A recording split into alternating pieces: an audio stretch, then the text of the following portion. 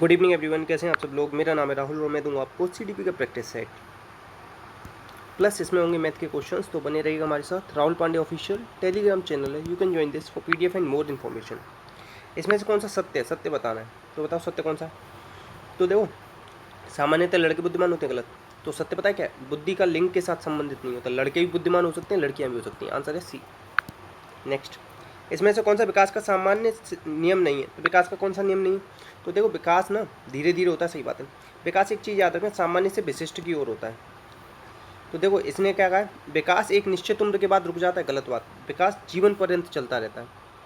एक तो जीवन पर्यंत याद रखना, सामान्य से विशिष्ट याद रखना। सामान्य से विशिष्ट गेस्टाल्टवाद भी है, और सामान्य से विशिष्ट क्या है, निगमन सिद्धांत भी है। ये तीन चीज़ याद रखना। व्यक्तिगत भिन्नता दर से विकसित होते हैं, सही बात है। विभिन्न अलग अलग दर से, कोई जल्दी चलना चालू करता है, कोई लेट। और तुलनात्मक रूप से क्रमबद्ध होता है, सही बात है। एक जैसे पहले बच्चा बैठना शुरू करता है, फिर खड़ा होता है, फिर चलता है, फिर दौड़ता है, ऐसे ही तो होता है ना। आंसर क्या है इसका, आंसर है डी। आंसर है डी। नेक्स्ट, वह अवस्था जिसमें दो से अधिक गुणसूत्र बढ़ जाते हैं कौन सी कहलाती है। पुरुष के गुणसूत्र 46 से 47 किस में होते हैं, क्लाइनफेल्टर सिंड्रोम। टर्नर सिंड्रोम में क्या होते हैं, कम हो जाते हैं। देखो, इसमें तो लाइन फ्लेंडर सिंड्रोम में क्या होता है, डबल एक्स हो जाते हैं, डबल एक्स वाई ये हो जाता है आखिरी में। और कम टर्नर में क्या होता है, कम हो जाते हैं। ये महिला में होता है, ये पुरुष में होता है। डाउन सिंड्रोम में क्या होता है, 21वें गुणसूत्र की ट्राइसोमी हो जाती है। ठीक है, आंसर क्या हो जाएगा इसका, बी। नेक्स्ट, व्यवहारवाद ने डैश कहा कि कुछ भी दे दो मैं कुछ भी बना दूंगा। तो ये किसने कहा है, वॉटसन ने। देखो, इनकी किताब है cognitive psychology as a view of cognitive. ठीक है, ये याद रखना।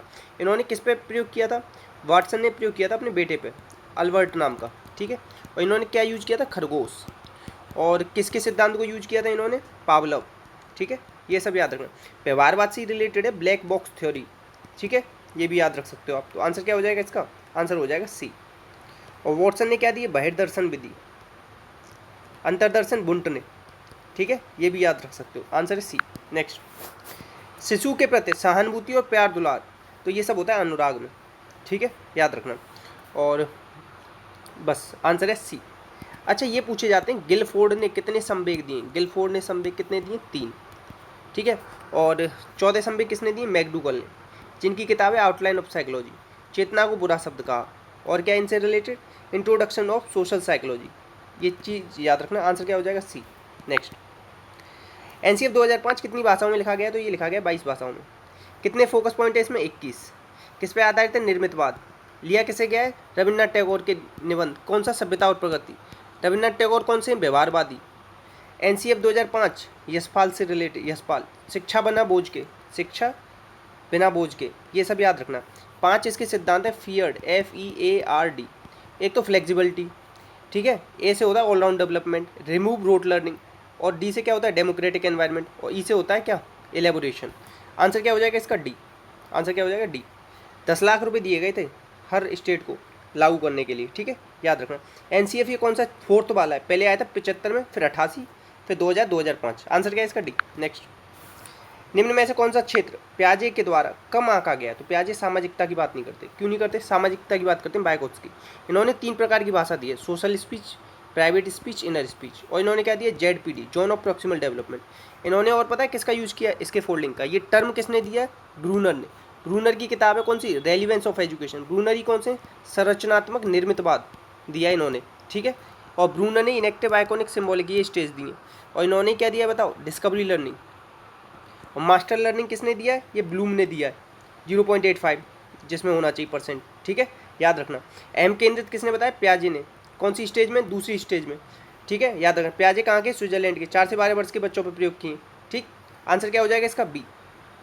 नेक्स्ट, सिगमंड फ्राइड किस मनोलैंगिक अवस्था को लिंगी संघर्ष, अपराध और चिंतन की अवस्था बताते हैं। तो देखो, लिंगी यहाँ लिख रहा है, तो लिंगी ये रहा, आंसर हो जाएगा ये। सिगमंड फ्राइड ने क्या दिया, गत्यात्मक मनोविज्ञान, असामान्य मनोविज्ञान के जनक। मनोविश्लेषण सिद्धांत, अगर पूछ ले विश्लेषण सिद्धांत किसका है, तो वो युंग का है। मनोलैंगिक सिद्धांत, मनोलैंगिक सिद्धांत में 5 अवस्थाएं, oral, anal, phallic, latency, genital. Phallic में क्या आता है, इलेक्ट्रा, ओडिपस। इन्होंने 2 अवस्थाएं बताई, कौन कौन सी बताई, एरोस और थानोटोस।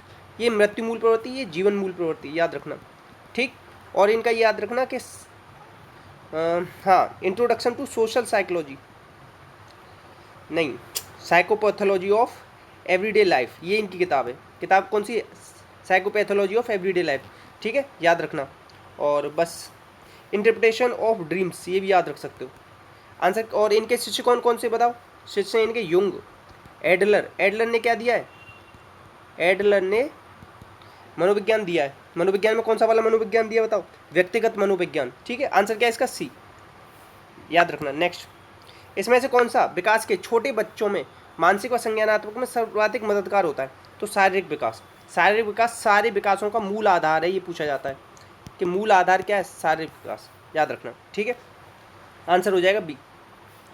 नेक्स्ट, इसमें से कौन सा वाइगोत्स्की के सामाजिक सिद्धांत पर आधारित है? तो देखो इन्होंने किया है रेसिप्रोकल टीचिंग, ठीक है, questioning, clarifying, summarizing, predicting, 4 step हैं इसमें। अब आप कहोगे सांस्कृतिक की तो बात करी, तो देखो बच्चा यहाँ निरपेक्ष लिख रहा है, इन्होंने सापेक्ष दिया है। क्या दिया? सापेक्ष। तो आंसर क्या हो जाएगा इसका? बी, याद रखना। अब देखो अंतर्दृष्टि की बात कौन करता है? गेस्टाल्टवाद। गेस्टाल्टवाद चलता है पूर्ण से अंश की ओर। ये किसने दिया था? बर्दीमर ने। कब दिया था? 1912। और बर्दीमर ने क्या दिया? पूर्ति का सिद्धांत। क्या दिया? पूर्ति का सिद्धांत। इससे ही रिलेटेड है कोहलर। और कोहलर याद रखना चिंपैंजी पे प्रयोग किया था। और मेंटलिटी ऑफ एप्स इनकी किताब है 1916, ठीक है। 6 चिंपैंजियों प्रयोग किया था इन्होंने, ठीक है, ये याद रख लेना। और गेस्टाल्टवाद में ना 3 प्रकार का चिंतन बताया है, ए टाइप, बी टाइप और बाई टाइप, ठीक, ये याद रख लेना। और याद रख सकते हो तो ये याद रखना कि इसमें और कौन था? कोफका भी था इनके साथ एक। कौन था? कोफका, कोलर, कोफका, बर्दीमर, ये 3 याद रखना। आंसर हो जाएगा इसका बी। नेक्स्ट, जब कोई व्यक्ति अपने संवेग और संवेदनाओं को अभिव्यक्त करता है तो एडवर्ड डी बोनो इनके किस टोप के संबंध, इन्होंने कितने टोप दिए? 6 टोप। डायरेक्ट क्वेश्चन आता है। संवेदनाओं की बात कौन करता है? इनका करता है लाल टोप। कौन सा? लाल। हरा टोप करता है किसकी? सृजनात्मकता की बात। किसकी? सृजनात्मकता की बात, याद रखना। आंसर हो जाएगा इसका बी। डायरेक्ट याद रखने वाला क्वेश्चन है, याद रख लेना, पूछा जा रहा है आजकल। बालकों में अधिगम कैसे होता है? रटने से होता है? नहीं। स्थानांतरण से होता है? नहीं। क्रिया करके होता है। कैसे होता है? क्रिया करके। आंसर हो जाएगा डी। नेक्स्ट, अधिगम का सर्वाधिक उपयुक्त तो उद्देश्य क्या होता है? तो ये होता है क्या? रोजगार? नहीं। व्यक्तिगत समायोजन, व्यवहार में रूपांतरण। अधिगम का सर्वाधिक, देखो व्यवहार में रूपांतरण, व्यवहार में तो बदलाव लाते हैं। Relatively permanent change in behaviour ही तो होता है। आंसर हो जाएगा बी। नेक्स्ट, वह एक लड़का है जो लड़की को सो या वॉच, ये उल्टा सीधा लिखने की प्रकृति किसमें होती है? डिसलेक्सिया। किसमें होती है? डिसलेक्सिया। डिसलेक्सिया क्या है? Learning disability. इसकी बात कौन करता है? Samuel Kirk. सैमुअल किर्क ने और क्या दिया है बताओ? पठार के बारे में भी बात करता है, ठीक है। डिसलेक्सिया किसने दिया? रुडोल्फ बर्लिन ने से दिया। डिस प्लस लेक्सिस इससे मिलके बनाई, ठीक है। कैलकुलिया मैथ से रिलेटेड है। ग्राफिया किससे? लिखने से रिलेटेड है, याद रखना। डिस्प्रेक्सिया, एक है डिस्प्रेक्सिया और एक है डिस्फेजिया। प्रेक्सिया जो है वो मोटर मसल से रिलेटेड है, फेजिया जो है वो भाषा से रिलेटेड है, ठीक है। आंसर क्या आ जाएगा इसमें? आंसर आ जाएगा डिसलेक्सिया, ए। आंसर आएगा ए। नेक्स्ट, आपके स्वयं के अधिगम को अभिप्रेरित करने के लिए किस प्रकार की अभिप्रेरणा सर्वाधिक उपयुक्त है? तो खुद के लिए तो आंतरिक होनी चाहिए ना। कैसी? आंतरिक। अच्छा एक चीज़ याद रखना, व्यवहारवादी जो करते हैं वो बाह्य अभिप्रेरणा पे जोर देते हैं, बाह्य अभिप्रेरणा पे, ये भी याद रख लेना। आंसर क्या हो जाएगा इसका? डी। नेक्स्ट, अभिप्रेरणा का सिद्धांत एक शिक्षक डैश के द्वारा सीखने को संबंधित कर सकता है। कैसे? उच्च अपेक्षा न रख के, न वास्तविक अपेक्षा रखे। आंसर होगा ये। नेक्स्ट, रक्षा तंत्र किसे मदद करता है? तो दबाव से निपटने में। किससे? दबाव। आंसर होगा बी, याद रखना, ठीक है। नेक्स्ट, देखो बुद्धि के संप्रत्यय को मानसिक संक्रियाओं के रूप में औपचारिक बनाने के प्रथम मनोवैज्ञानिक कौन से थे? बुद्धि को मानसिक संक्रियाओं के रूप में औपचारिक किसने बनाया बताओ? ये बनाया बिने ने। किसने? बिने ने, याद रखना। बुद्धि के संप्रत्यय को मानसिक संक्रियाओं के रूप में औपचारिक, अभी ना इसे डाउट में छोड़ देते हैं, इसे छोड़ देना, ठीक है। अच्छा, गाल्टन ने अपनी लैब खोली थी 1884 में, कहाँ पे? लंदन में, याद रखना। और गाल्टन ने क्या दिया है? व्यक्तिगत भिन्नता का सिद्धांत, ये याद रखना। अल्फ्रेड विले ने ना 1905 में बुद्धि का एक कारक सिद्धांत दिया था, और इन्होंने ही निरंकुशवादी सिद्धांत भी कहते हैं, ठीक है। कैटल ने क्या दिया? सोर्स स्टेट और सरफेस स्टेट, तरल और ठोस बुद्धि भी दिया है। तरल बुद्धि कम होती है, ठोस बुद्धि बढ़ती जाती है जीवन के साथ। और थॉर्नडाइक क्या है इसके से रिलेटेड? इन्होंने देखो जैसे कि ऐसे समझो, शिक्षा मनोविज्ञान के जनक यही है, ठीक है, और बस इतना याद रखो। और इन्होंने क्या दिया? 3 सिद्धांत दिए। कौन कौन से? तत्परता, अभ्यास, प्रभाव। ठीक है, तत्परता, अभ्यास, प्रभाव, याद रखना है सब। आंसर क्या है इसका? आंसर इसका छोड़ रखा है ना हमने, छोड़ देते हैं इसे, डाउट में थोड़ा। देखो मुरे ने एक परीक्षण रचा जिससे इतिहास रच दिया, कौन सा था बताओ?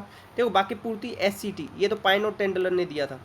शाही रोरसा ये किसने दिया था? हरमन रोरसा ने दिया था 1921 में, ठीक है। तो ये विषय आत्मबोध परीक्षण दिया था मॉर्गन मुरे ने, कब दिया था? 1935।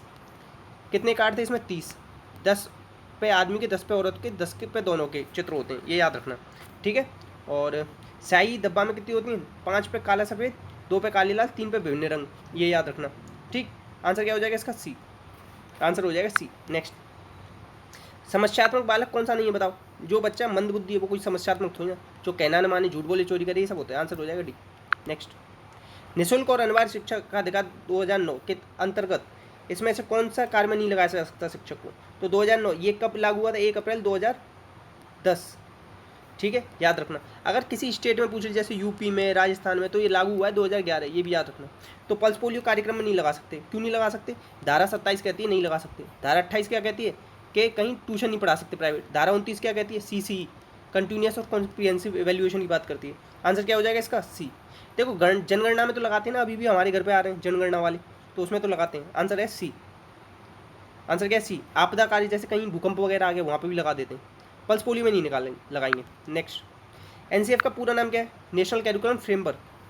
आंसर क्या है? सी, ठीक है। अच्छा, ये कब आया था लास्ट टाइम? 2005, ये याद रखना। नेक्स्ट, सर्वाधिक प्रभावी मूल्यांकन पद्धति कौन सी है? तो सर्वाधिक प्रभावी कौन सी होती है? वस्तुनिष्ठ प्रश्न पत्र प्रणाली। आंसर हो जाएगा डी। नेक्स्ट, अब इसमें पूछ रहा है कि आंतरिक दशा जो काम को आरंभ करने और बनाए रखने के लिए, ये अभिप्रेरणा की बात कर रहा है। आंसर है सी। अच्छा, CCE से रिलेटेड एक समिति है, गीता भुक्कल समिति, ये याद रखना, पूछी जा रही है। नेक्स्ट, अभिप्रेरणा के संदर्भ में भूख क्या होती है बताओ? भूख होती है आपकी अंतर्नोद। क्या होती है? अंतर्नोद। नेक्स्ट है आपका अभिप्रेरणा के संदर्भ में प्यास। देखो क्वेश्चन नंबर 1 मानना, इसका जवाब आप देना, जैसे भूख बताई थी ना वैसे ही है। नेक्स्ट, इसमें से कौन सा जैविकीय आधार नहीं बताओ? देखो भूख, प्यास, काम ये होते हैं, संबंध नहीं होते। काम का मतलब सेक्स से होता है, याद रखना, कहीं वैसा वाला काम मत समझ लेना। आंसर है इसका डी। और सबसे कमजोर ये पूछा जाता है, कमजोर जैविकीय आधार कौन सा है? तो यही है। इसकी मतलब इसके बिना आदमी रह सकता है, मगर भूख प्यास के बिना नहीं रह सकता। नेक्स्ट, अधिगम सर्वोत्तम कब होगा बताओ? जब बच्चा कैसा होगा? अभिप्रेरणा होगी। आंसर होगा सी।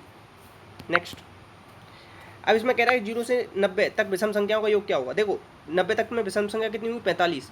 तो 45 का स्क्वायर कर दो। 45 का स्क्वायर करना हो तो 45 लिखो, पचम कितना हो गया? 25, 4 पंजे 20, ऐसे कर लिया करो। आंसर हो जाएगा ये। नेक्स्ट, अब देखो ये कह रहा है कि 12, 18, 21 से विभाजित होने वाली 5 अंक की संख्या कौन सी है? 18 का मतलब पता है क्या होगा? 9 दूनी 18, 9 से भी होनी चाहिए। तो 8 और 1 9, ये हो रही है। 6 और 3 9, फिर 5 और 2 8 बच रहा नहीं होगी। 4 2 8 और 1 9, 2 बच रहा नहीं होगी। 5 और 3 8 और 1 9, 2 बच रहा नहीं होगी। आंसर होगा ए, ए डिवाइड होगा बस। नेक्स्ट, अब देखो इसमें कह रहा है कि 48% को फ्रैक्शन में लिखो। 48%, तो ये हो गया 24, 50, 25, 12, तो क्या आ गया? 12/25। आंसर आ गया सी। नेक्स्ट, अब देखो इसमें कह रहा है कि सबसे लार्जेस्ट नंबर बताना है। लार्जेस्ट नंबर बताओ। तो देखो सबके नीचे 2, यहाँ 4 है, तो सबको 4 बना लो। 4 कैसे बनाओगे? 2 2 का गुणा कर लो, 2 का नीचे 2 का ऊपर, ठीक है। तो जब नीचे 2 का करेंगे तो 4 और ऊपर आ जाएगा 6, नीचे आएगा 4, ऊपर आएगा 6। अब ये तो पहले से ही है 4 और 10, तो सबसे बड़ा कौन सा है बताओ इनमें? तो सबसे बड़ा है इसमें 11/4, तो आंसर हो जाएगा डी। आंसर आ जाएगा डी। नेक्स्ट आप देखो इसमें बताना है कि इसका वैल्यू क्या होगी। अंडर रूट में 5 लिख रहा है, यहाँ लिख रहा है 32/243। तो देखो 2 दूनी 4 दूनी 8 दूनी 16 दूनी 32, ये 32 क्या होता है? 2 की पावर 5, और 243 क्या होता है? 3 की पावर 5। तो आंसर क्या आ जाएगा? 2/5। क्यों? ये 5 है ना, तो 1 बाहर आएगा। नेक्स्ट, अब देखो ये कह रहा है साइन स्क्वायर ये और ये। देखो एक चीज़ याद रखना हमेशा, देखो 85 और 5 90, तो साइन 90 की वैल्यु 1, 80 और 10 90, साइन 90 की वैल्यू 1, तो आंसर क्या आ जाएगा? 2। इस तरीके से निकालते हैं।